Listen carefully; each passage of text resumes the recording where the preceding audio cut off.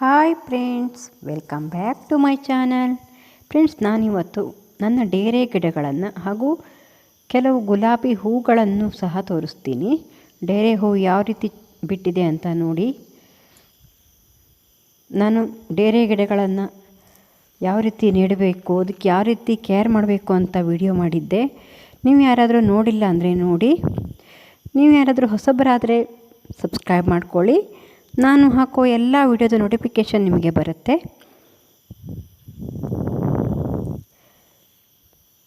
ಒಂದು ಲೈಕ್ ಮಾಡಿಬಿಡಿ ಫ್ರೆಂಡ್ಸ್. ಇದೇ ರೀತಿ ವಿಡಿಯೋಸ್ ಮಾಡಲಿಕ್ಕೆ ನನಗೆ ಸ್ಫೂರ್ತಿ ಸಿಗುತ್ತೆ. ಹಾಗಾಗಿ ಒಂದು ಲೈಕ್ ಮಾಡಿ. ಇದೇ ರೀತಿ ಗಿಡಗಳನ್ನು ಇಷ್ಟಪಡೋವರಿಗೆ ಶೇರ್ ಮಾಡಿ. ನೋಡ್ತಾ ಹೋಗಿ. ನಾನು ಈ ವರ್ಷ ಒಂದೊಂದು ಗಿಡನೂ ಒಂದೊಂದು ಸಾರಿ ನೆಟ್ಟಿದ್ದಕ್ಕೆ ಎಲ್ಲ ಒಂದೇ ಸಾರಿ ಹೂ ಬಿಟ್ಟಿಲ್ಲ. ಇದು ನೋಡಿ, ನಾನು ಮೊನ್ನೆ ಒಂದು ವಿಡಿಯೋದಲ್ಲಿ ಇದನ್ನು ತೋರಿಸಿದ್ದೀನಿ. ಇದು ಮೊನ್ನೆ ಗಾಳಿ ಮಳೆಗೆ ತುಂಬ ಹೂವು ಮುರಿದು ಹೋಯಿತು. ಚೆನ್ನಾಗಿ ಹೂವಾಗಿತ್ತು. ಸ್ವಲ್ಪ ಹೂವೆಲ್ಲ ಹಾಳಾಗಿದೆ ಈಗ. ನೋಡಿ, ತುಂಬ ಹೂ ಬಿಟ್ಟಿತ್ತಿದು. ಮೊನ್ನೆ ಒಂದು ವಿಡಿಯೋದಲ್ಲಿ ನಾನು ತೋರಿಸಿದ್ದೀನಿ. ಇವತ್ತು ನಾನು ಎಲ್ಲ ಹೂಗಳನ್ನು ತೋರಿಸೋಣ ಅಂತ ಬಂದಿದ್ದೀನಿ. ಈಗ ಅಷ್ಟೊಂದು ಹೂವು ಆಗಿಲ್ಲ ಎಲ್ಲ ಗಿಡಗಳು, ಇನ್ನೂ ತುಂಬ ದಿನ ಬೇಕು. ಇನ್ನೂ ತುಂಬ ಹೂವಾದಾಗ ಮತ್ತೆ ನಿಮಗೆ ವಿಡಿಯೋ ಮಾಡ್ತೀನಿ. ಯಾಕಂದರೆ ಈ ಹೂವೆಲ್ಲ ಆವಾಗ ಮುಗಿದು ಹೋಗುತ್ತೆ. ಇನ್ನೂ ತುಂಬ ಗಿಡಗಳು ಹೂವಾಗೋದಿದೆ. ನೋಡಿ ಯಾವ ರೀತಿ ಗಿಡಗಳು ಎಷ್ಟು ಚೆನ್ನಾಗಾಗಿದೆ ಅಂತ ನೋಡಿ. ನಾವು ನೆಲದಲ್ಲಿ ನೆಟ್ಟಾಗ ಗಿಡಗಳು ಚೆನ್ನಾಗಾಗುತ್ತೆ. ಅದಕ್ಕೆ ಆದರೆ ಗೊಬ್ಬರ ಮಣ್ಣು ಹಾಕ್ತಾನೇ ಇರಬೇಕಾಗತ್ತೆ.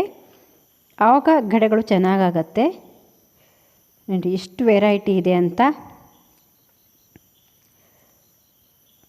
ಮತ್ತು ಕಾಲಕ್ಕೆ ಅವಕ್ಕೆ ಪೆಸ್ಟಿಸೈಡ್ ಕೂಡ ನಾವು ಸ್ಪ್ರೇ ಮಾಡ್ತಾ ಇರಬೇಕಾಗತ್ತೆ. ನಾನು ಏನೇನು ಮಾಡಿದ್ದೀನಿ ಅಂತ ಪ್ರತಿಯೊಂದು ವಿಡಿಯೋದಲ್ಲೂ ಹೇಳಿದ್ದೀನಿ. ನಾನು ಇವಕ್ಕೆ ಪೆಸ್ಟಿಸೈಡ್ ಕೂಡ ಹೊಡೆದಿದ್ದೀನಿ. ನೋಡಿ, ಇದೊಂದು ಜಾತಿ ಹೂವು. ಇದು ಬೀಜದಿಂದ ನಾವು ಗ್ರೋ ಮಾಡ್ಬೋದು. ಚೆನ್ನಾಗಿ ಹೂವಾಗತ್ತೆ. ಯಾವಾಗಲೂ ಹೂವು ಇರುತ್ತೆ ಇದರಲ್ಲಿ. ಆದರೆ ಒಂದೇ ದಿನ ಇರುತ್ತೆ ಆ ಹೂವು. ನೋಡಿ, ಡೇರೆ ಗಿಡಗಳೆಲ್ಲ ಚೆನ್ನಾಗಾಗಿವೆ. ಮತ್ತು ನಾನು ಲೇಟಾಗಿ ನೆಟ್ಟಿರೋ ಗಿಡಗಳೆಲ್ಲ ಇನ್ನೂ ತುಂಬ ದಿನ ಬೇಕಾಗತ್ತೆ ಹೂವಾಗಲಿಕ್ಕೆ. ಡೇರೆ ಗಿಡಗಳು 1 ರಿಂದ 1.5 ತಿಂಗಳೊಳಗೆ ಹೂ ಬಿಟ್ಬಿಡತ್ತೆ. 1 ತಿಂಗಳ 1.5 ತಿಂಗಳ ಹೂವಿರುತ್ತೆ. ನೋಡಿ, ಇಲ್ಲಿ ಲಿಲ್ಲಿ ಪೊಟ್ಟು ಎಷ್ಟು ಚೆನ್ನಾಗಾಗಿದೆ.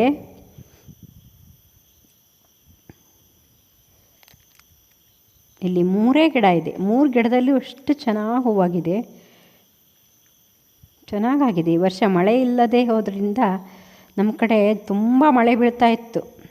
ಆದರೆ ಈ ವರ್ಷ ಮಳೆ ಬಂದಿಲ್ಲ. ಒಳ್ಳೆ ವಾತಾವರಣ ಇದೆ ಡೇರೆ ಗಿಡಗಳಿಗೆ. ಹಾಗಾಗಿ ಚೆನ್ನಾಗಿ ಹೂವಾಗಿದೆ ಈ ಸರಿ. ಮಳೆ ಜಾಸ್ತಿ ಬಿದ್ದರೂ ಕೊಳೆತು ಹೋಗುತ್ತೆ. ಹದವಾಗಿ ದಿನಕ್ಕೆ 1-2 ಮಳೆ ಬೀಳ್ತಾ ಇದ್ದರೆ ಚೆನ್ನಾಗಾಗತ್ತೆ. ತುಂಬ ಬಿಸಿಲು ಬಿದ್ದರೂ ಹಾಳಾಗಿಬಿಡತ್ತೆ ಗಿಡಗಳು.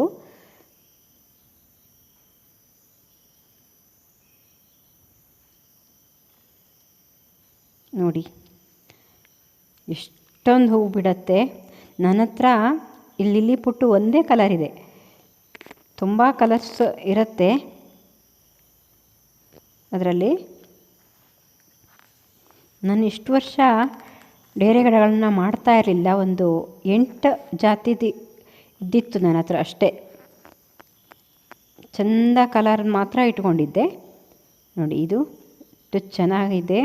ಕಿರಣ್ ಕಡ್ಡಿ ಅಂತ ಹೇಳ್ತಾ ಇದ್ದಾರೆ ಇದಕ್ಕೆ. ಅದು ಹೂವು ಅಜ್ಜಿಗೆ ಮುರಿದು ಹೋಗ್ಬಿಡ್ತು. ಮೊನ್ನೆ ಗಾಳಿ ಮಳೆ ಆಯಿತು, ಆಗ ಮುರಿದು ಹೋಯಿತು.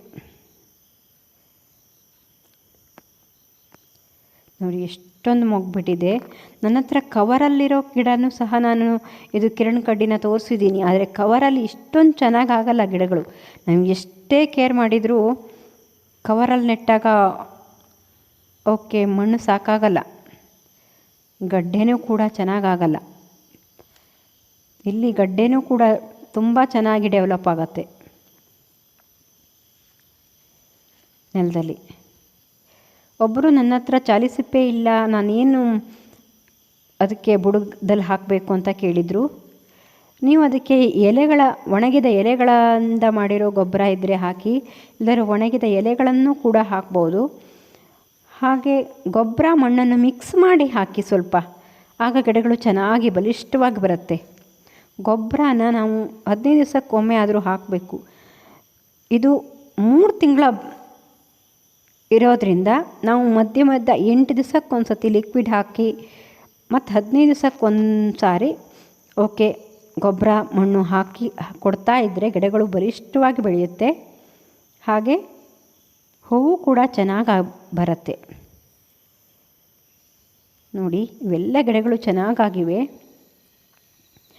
ನೋಡಿ. ಮತ್ತು ಈ ಕಡೆಯಿಂದನೂ ಮೇಲ್ಗಡೆಯಿಂದ ನಾನು ಇಲ್ಲಿ ಲಿಲಿ ಪೊಟ್ಟು ಹೂವಾಗಿರೋದನ್ನು ತೋರಿಸ್ತಾ ಇದ್ದೀನಿ. ಎಷ್ಟು ಗಿಡಗಳಿವೆ ಅಂತ ಮೇಲ್ಗಡೆಯಿಂದ ತೋರಿಸ್ತಾ ಇದ್ದೀನಿ ನೋಡಿ. ಎಷ್ಟು 3 ಗಿಡ ಇದ್ದಿತ್ತು, ಅದರಲ್ಲೇ ಚೆನ್ನಾಗಿ ಹೂವಾಗಿದೆ ನೋಡಿ. ಇವಿಷ್ಟು ನನ್ನ ಗಿಡಗಳು. ಇಲ್ಲಿ 4 ಸಾಲಲ್ಲಿದೆ, 2 ಸಾಲು ಚೆನ್ನಾಗಾಗಿದೆ. ನಾನು ಸ್ವಲ್ಪ ಮೊದಲೇ ನೆಟ್ಟಿರೋ ಗಿಡಗಳು ಅದು. ಆಮೇಲೆ ಬೇರೆ ಕಡೆಯಿಂದ ತಂದಿರೋ ಗಿಡಗಳು ಅಷ್ಟೊಂದು ಎದ್ದಿಲ್ಲ, ಇನ್ನೂ ಸ್ವಲ್ಪ ದೊಡ್ಡ ಆಗಬೇಕಿದೆ.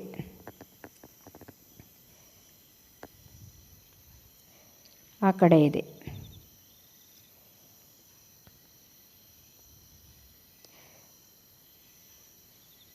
ನೀವು ಡೇರೆ ಗಿಡಗಳನ್ನು ಇಷ್ಟಪಡೋದಾದರೆ ಒಂದು ಲೈಕ್ ಮಾಡಿಬಿಡಿ.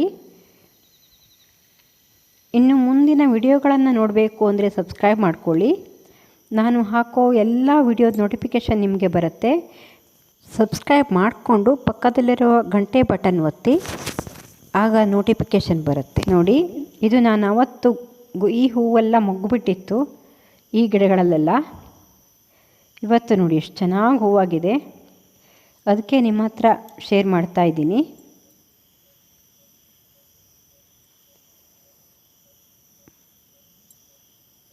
ನಾನು ಅವತ್ತು ತೋರಿಸಿದಾಗ ಈ ಗಿಡಗಳಲ್ಲೆಲ್ಲ ಹೂವಿರಲಿಲ್ಲ ನೋಡಿ. ಈಗ ಅವೆಲ್ಲ ಹೂ ಬಿಟ್ಟಿದೆ, ಇಷ್ಟೊಂದು ಹೂವಾಗಿದೆ. ನಾನು ಗುಲಾಬಿ ಗಿಡಗಳನ್ನು ಹೇಗೆ ಕೇರ್ ಮಾಡ್ತೀನಿ ಅಂತ ಮುಂದಿನ ವಿಡಿಯೋಗಳಲ್ಲಿ ತಿಳಿಸ್ತೀನಿ. ಒಬ್ಬರು ಕೇಳಿದರು,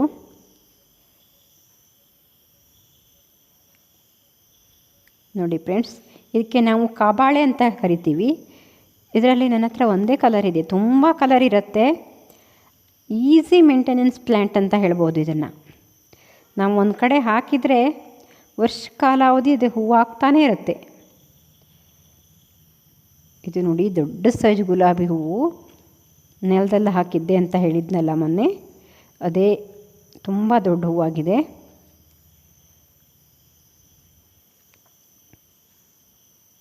ನೋಡಿ ಫ್ರೆಂಡ್ಸ್, ಈ ಬಳ್ಳಿ ಇದು ಹಾಗೆ ಈಸಿ ಮೇಂಟೆನೆನ್ಸ್ ಪ್ಲ್ಯಾಂಟ್. ಇದಕ್ಕೆ ಏನೂ ಬೇಕಾಗಲ್ಲ, ನೀರು ಗೊಬ್ಬರ ಏನೂ ಬೇಕಾಗಲ್ಲ. ಸ್ವಲ್ಪ ನೀರಿದ್ದರೆ ಸಾಕು, ತುಂಬ ಚೆನ್ನಾಗಿ ಹಬ್ಕೊಂಡು ಹೂ ಬಿಡುತ್ತೆ, ತುಂಬ ಚೆನ್ನಾಗಿ ಕಾಣಿಸುತ್ತೆ. ಆದರೆ ಅದು ಬಳ್ಳಿಯಾಗಿರೋದ್ರಿಂದ ಅದಕ್ಕೆ ಗ್ರಿಪ್ಪರ್ ಏನಾದ್ರು ಕೊಡಬೇಕಾಗತ್ತೆ. ಗ್ರಿಪ್ಪಿಗೆ ನೋಡಿ, ನಮ್ಮ ಕಾಂಪೌಂಡಿಗೆಲ್ಲ ಇದನ್ನು ಹಾಕ್ಬೋದು, ಚೆನ್ನಾಗಿರುತ್ತೆ.